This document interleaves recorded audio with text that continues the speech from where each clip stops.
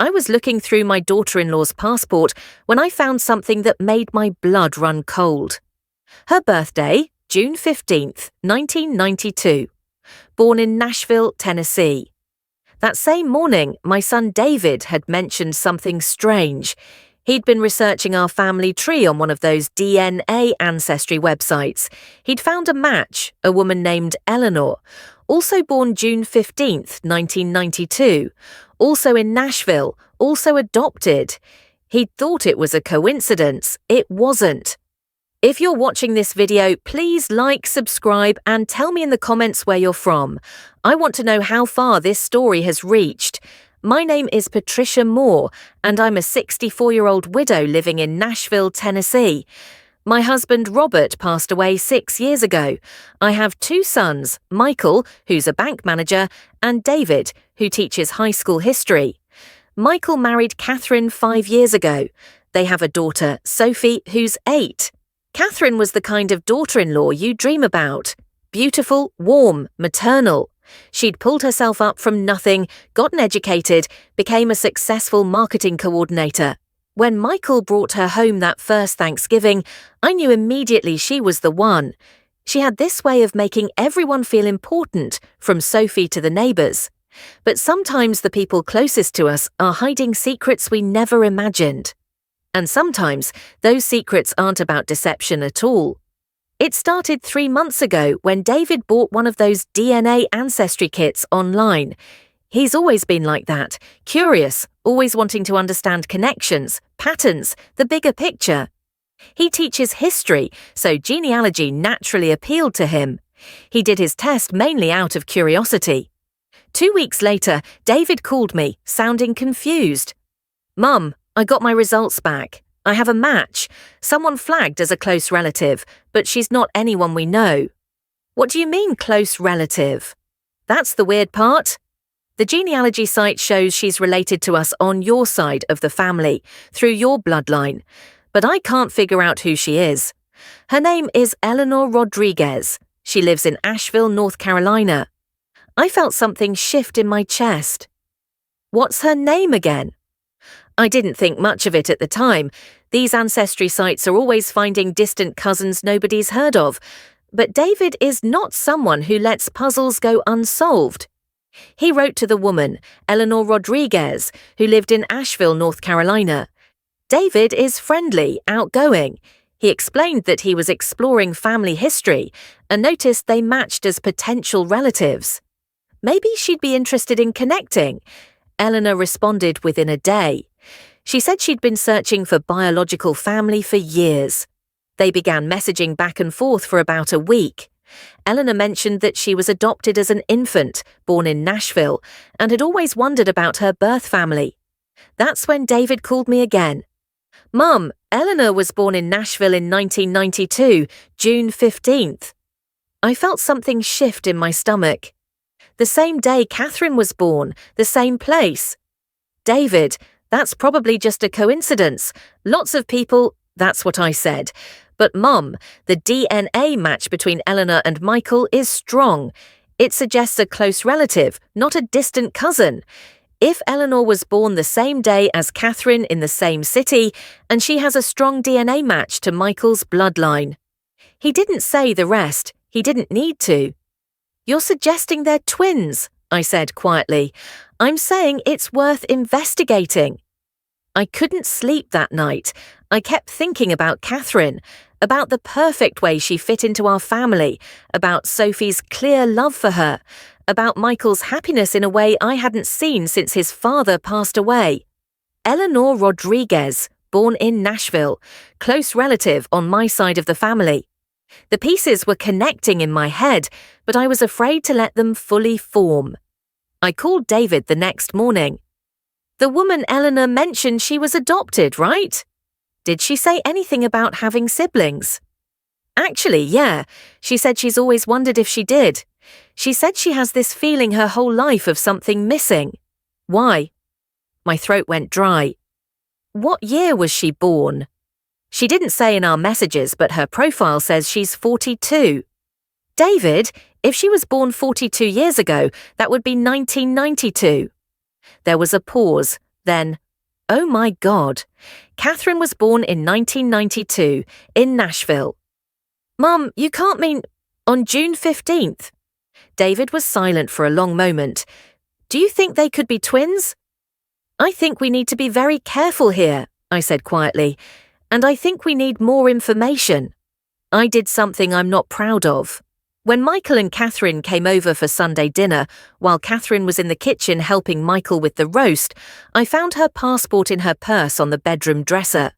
I opened it with shaking hands. Catherine Moore, married name, born June 15th, 1992 in Nashville, Tennessee. My hands were trembling when I put it back. That week I couldn't focus on anything. I was watering the plants and realizing I'd already watered them. I'd read the same page of my book 4 times. I kept staring at my phone. I knew I needed to find out more about Eleanor, but how? And was it my place? I met David for coffee on Friday morning. What do you know about her? I asked. She's a college professor. Psychology, I think, lives in Asheville. She has a son who's in college. He paused, choosing his words carefully. She sounds lonely, Mom. In our conversations, she keeps bringing up how she's always felt like something was missing, like she was incomplete somehow. Incomplete. The word stuck with me. What did you tell her? Nothing yet. I'm waiting for you to tell me what to do. If I'm right about this, it's not my secret to reveal. But if I'm right, Eleanor deserves to know. I ordered another coffee I didn't want. I need to think about this, I said. Mum, Eleanor has been waiting her whole life for answers. Catherine has been living without knowing she has a twin sister. And Michael doesn't even know this is possible. How much longer should we wait? He was right. He was absolutely right. But I was terrified. I contacted Eleanor myself. I created a simple email account and found her professional profile at the university. I spent an hour crafting a message, deleting it, starting over. Finally, I wrote, Dear Eleanor, my name is Patricia Moore. I'm the mother of David, who reached out to you recently about genealogy. I'm writing about something that might sound surprising. I believe I may know something about your biological background. Would you be willing to talk on the phone? This is time-sensitive and important. I hit send before I could second-guess myself. Eleanor called me 3 hours later. Miss Moore, I'm Eleanor. David said you might contact me. Her voice was uncertain, hopeful, frightened all at once. Eleanor, I need to ask you some very specific questions, and I need you to be completely honest with me. Okay, she said, and I could hear her swallow. You were adopted as an infant. Do you know anything about your birth circumstances? Any siblings? There was a pause. No, my adoptive parents told me I was a single infant, that I was adopted through a private agency. That's all I know. Why? Did you know that private adoption agencies in the 1990s sometimes separated twins, especially twins from poor families? Eleanor's breathing changed. I could hear it shift through the phone line. What are you saying? Her voice was barely a whisper. I think you have an identical twin sister, I said, and I think she's my daughter-in-law. The line went silent for so long I thought we'd been disconnected. Then, I need to sit down. Over the next week, Eleanor and I talked 3 more times. Each conversation she became more convinced, more scared, more hopeful. She told me things she'd never told anyone. She'd spent her whole life feeling like there was a hole in her heart she couldn't name, a yearning for something she couldn't identify. She'd been in therapy for years, working through adoption trauma, trying to understand why she always felt incomplete. She'd looked for her biological family dozens of times, hit dead ends, tried to make peace with never knowing. I gave up, she told me during our 4th conversation. I decided that not knowing was better than searching forever, but there was always this presence of something missing. Does that make sense? It makes perfect sense, I said. If what you're saying is true, Eleanor said carefully, if Catherine is my sister, I don't even know how to process that. I know. I need to tell Michael and Catherine first. They deserve to know before anyone else. How do you think Catherine will react? I didn't answer because I didn't know. I called Michael and asked him to meet me for lunch. Just the two of us. He seemed surprised. We didn't do that often. We went to a small restaurant in Brentwood, a neutral place. I ordered a salad I couldn't eat. Michael, I need to tell you something, and I need you to keep an open mind and listen all the way through before you react. He set down his fork. Mum, you're scaring me. So I told him about David's DNA test, about Eleanor, about the matching birth date and birthplace, about Catherine's passport, about the strong likelihood that his wife had an identical twin sister she'd never known existed.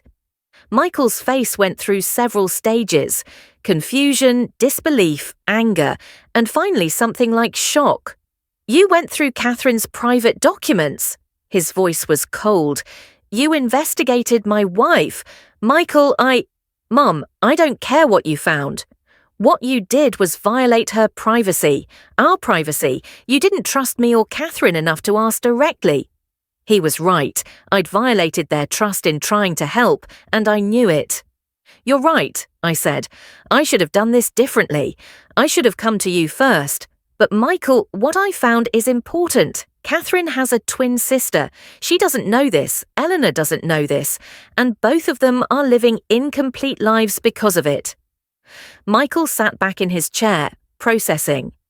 This could destroy everything, he said quietly. Catherine loves her life. She loves us. She loves Sophie.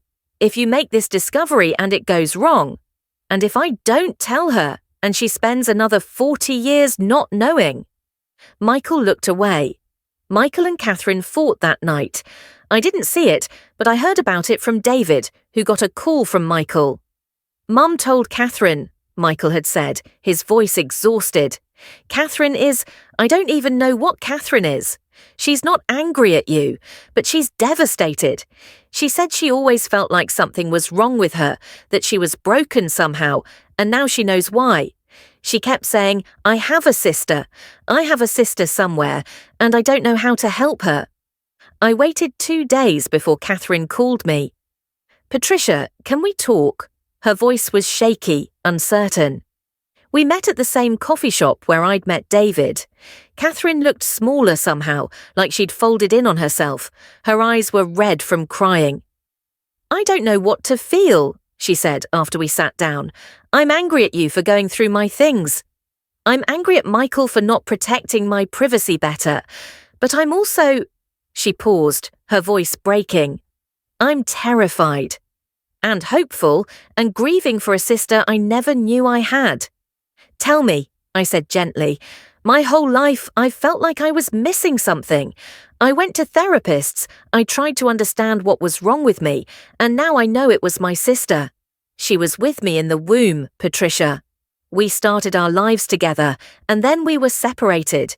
She broke down at the table, her hands over her face. I want to meet her, Catherine said. But what if she doesn't want to meet me?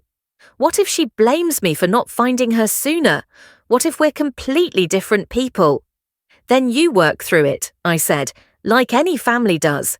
Eleanor was more prepared than Catherine in some ways. She'd had more time to process the possibility, but she was also more fragile, more vulnerable. When Catherine and Eleanor finally spoke on the phone, 3 weeks after I'd first contacted Eleanor, it was tentative and formal. They were terrified of disappointing each other. They agreed to meet on a Saturday afternoon at a coffee shop in Asheville, halfway between their lives. Michael insisted on going with Catherine. I went with Eleanor at her request. When we walked into that coffee shop, I saw Catherine first. She was sitting at a corner table, hands wrapped around a mug, looking smaller than I'd ever seen her. Then I looked at Eleanor, and I realized they were sitting across from each other without knowing it. Eleanor's face changed when she saw Catherine. I watched her entire body go rigid. Eleanor reached up and covered her mouth. Her eyes went wide, not with happiness, but with something more like terror. Oh my God, Eleanor whispered, her voice trembling. It's like looking at a ghost of myself. I know every feature, but the life behind the eyes is a stranger's. Catherine turned at the sound of Eleanor's voice. When she saw Eleanor, she froze. The colour drained from her face. Neither of them moved for a long moment. They just stared at each other, and I could see the shock registering, not the romantic shock of recognition, but the uncanny, almost disturbing shock of seeing your own face looking back at you from a different life. "Is that—" Catherine started. "Yes," Eleanor said, though Catherine hadn't finished her question. Catherine stood up slowly, like she was moving through water. Eleanor stood up too. They faced each other across about 6 feet of coffee shop floor, and the moment didn't feel beautiful.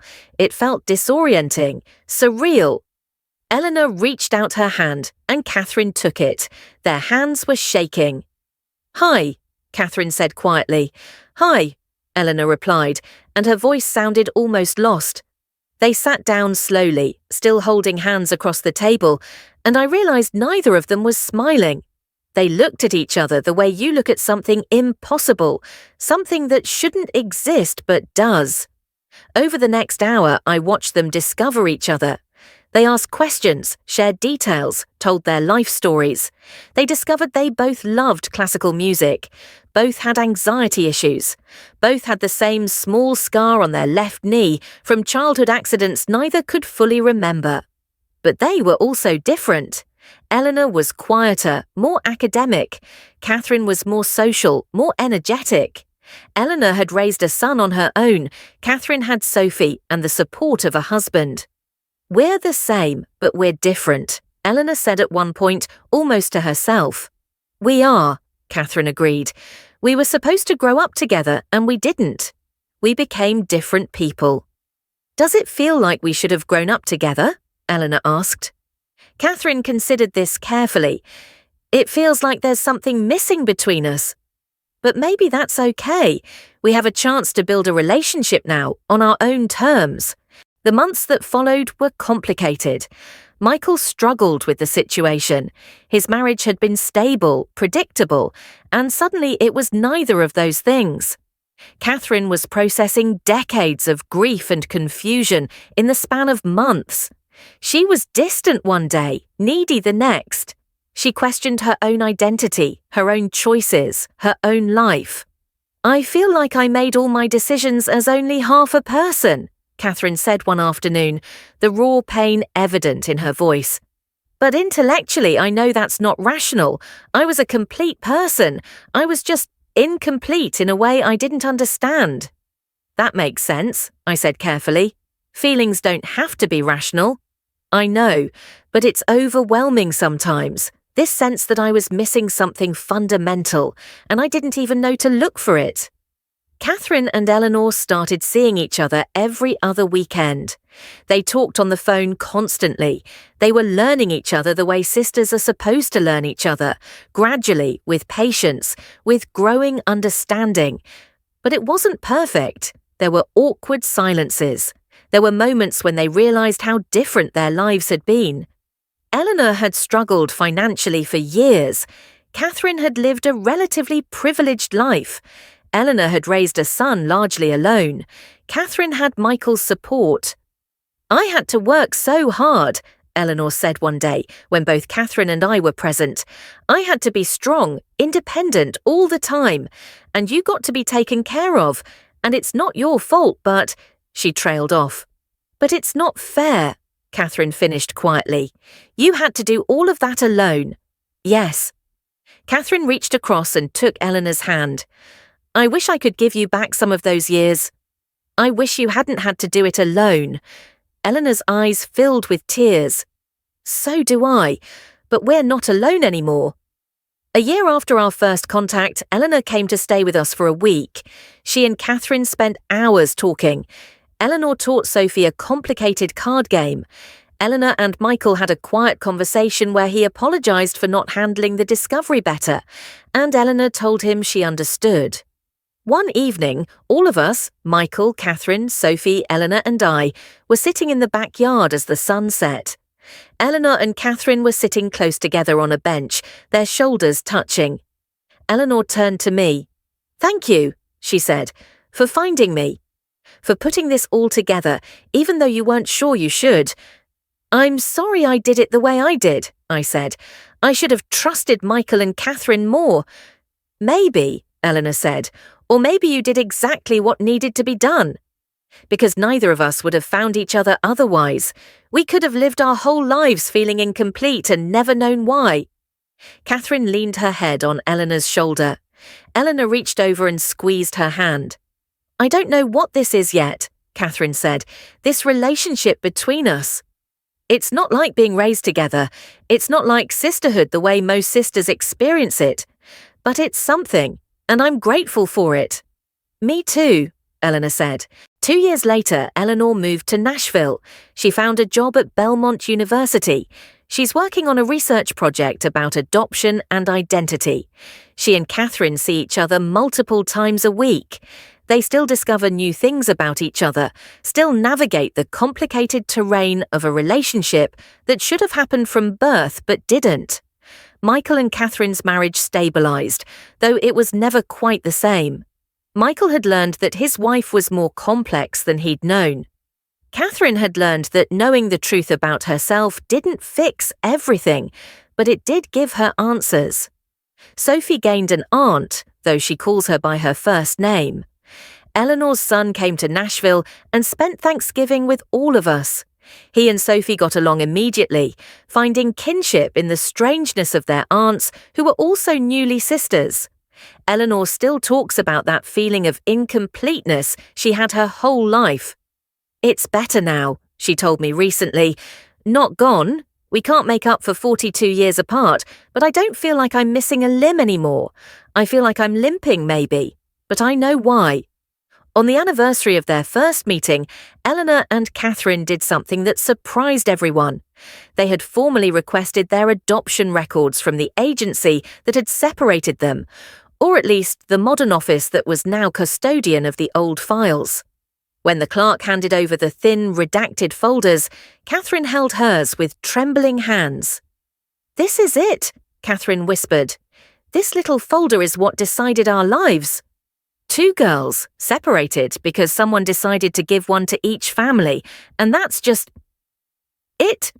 Eleanor's anger was colder, sharper. 23 redacted entries, that's all we get. Nothing about who our biological mother was, nothing about why they chose to separate us, just our case numbers and adoption dates. They sat in the lobby for over an hour, going through the sparse information. It wasn't a confrontation with a person. The social workers and doctors involved were long gone. It was a confrontation with a system that had decided their fates, and that made their anger both more diffuse and more profound. I used to think if I found out who made the decision to separate us, I could be angry at them directly, Eleanor said, but now I realize it was just the way things were done. The system. And that somehow makes it worse. Catherine nodded. She was quiet for a long time. We can't change what happened, but we can make sure it means something. We can build something real out of what they left broken. Is that enough? Eleanor asked. Catherine considered the question seriously. I don't know if it has to be. I think it just has to be what we do. When they left that office, they were both crying, but they were holding hands. The story you have just heard has been changed in names and places to protect the identity of the people involved. We are not telling this to judge adoption agencies or the systems that separated children, but with the hope that someone listening might understand that adoption comes with hidden costs. That sealed records keep more than secrets. They keep people from themselves.